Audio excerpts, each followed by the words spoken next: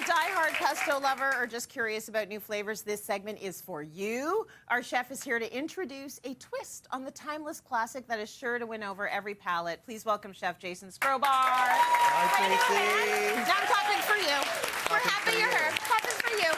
Okay, so I think pesto, I think spring, yes. Fresh. You've got a pasta that we're going to be making today. That's right. And it starts by making your own pesto. It starts with a pesto. And one thing, I mean, I think most people, when they think of pesto, they think of what? Basil. They think of pine nuts, Parmesan, all of those things. And that's the classic pesto that you see in a lot of restaurants and stuff. But the thing is that pesto is really versatile. You can use, you can open your fridge if you want and see, like, you can say, I've got a little bit of dill in there. Let's make something with dill. I've got some kale left over from yesterday. Let's use that. If you don't have pine nuts and you have cashews in your freezer or in your pantry, I store my nuts in the freezer. But that's a whole other thing. You're very chefy. So today we're using some fresh flat leaf parsley and some mint. And mint might seem a bit surprising, but it's because it brings a little bit of freshness to it. I love it. You know, and so we also, wow, we know what's in there.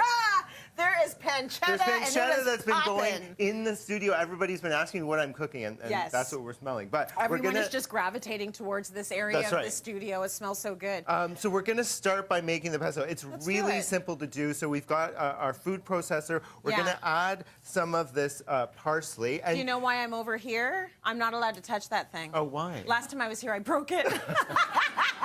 But look, magic and TV, we've got a new one. You do it. Yeah, right? Isn't it amazing how it works in our world? And I just want to say, too, with your parsley, when you're using parsley, especially for something like this, don't be afraid to use the stems and the leaves. Good. The stems are totally edible and fine, and this little guy is going to do all the work. So you're not really worried about seeing stringy stuff. Yeah.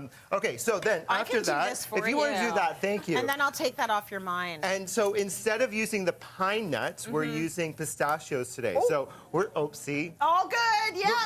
We're getting to that soon. All eyes on the pistachios, So please. all the pistachios go in, and then of course, just like in traditional pesto, we're adding some Parmesan and some garlic. Nice. So garlic is obviously traditional as well. So we're going to take this and we're going to blitz that up.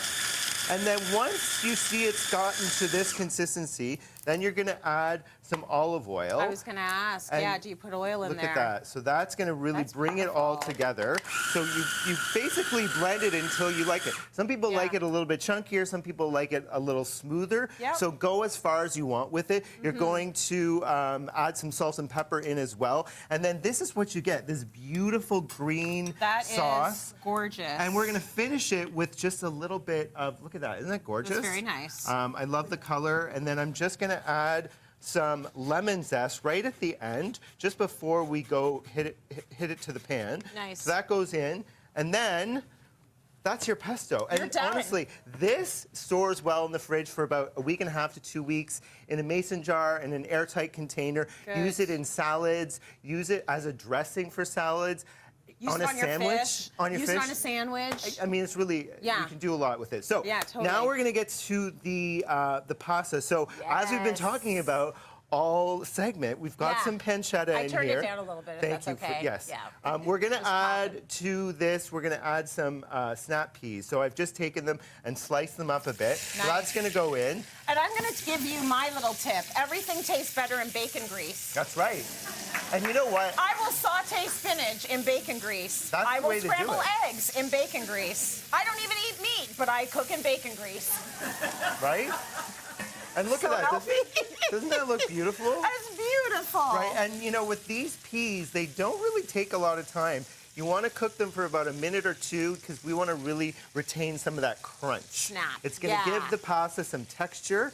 And so to this, so we've cooked that for about a minute or two. We're going to add our pesto. Oh, so you're putting a lot in there. I love it. I mean, it's a pesto pasta. So if you think it's, if you want more or less, you know, this is the great thing about pasta too, is it's so versatile. You can kind of play with it. You look at a recipe and you're like, I don't like chili peppers. don't put the chili peppers That's in. right. Right? So it's not like baking where baking is a lot more science-based. Yeah. You can kind of have fun with this. So we've got now the pesto, we've got the snap peas, we've got the pancetta. We're going to take our pasta. So with this kind of pasta, I like to use short pasta because with short pasta like fusilli or this type here or rigatoni, they've got all those ridges or the holes. And so the great thing is that all of this sauce gets tucked into those little grooves and stuff. So you got that really. And then we're going to take a little bit of goat cheese to finish it off,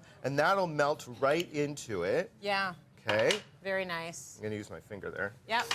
And then you're just going to basically take this and you're going to mix it up.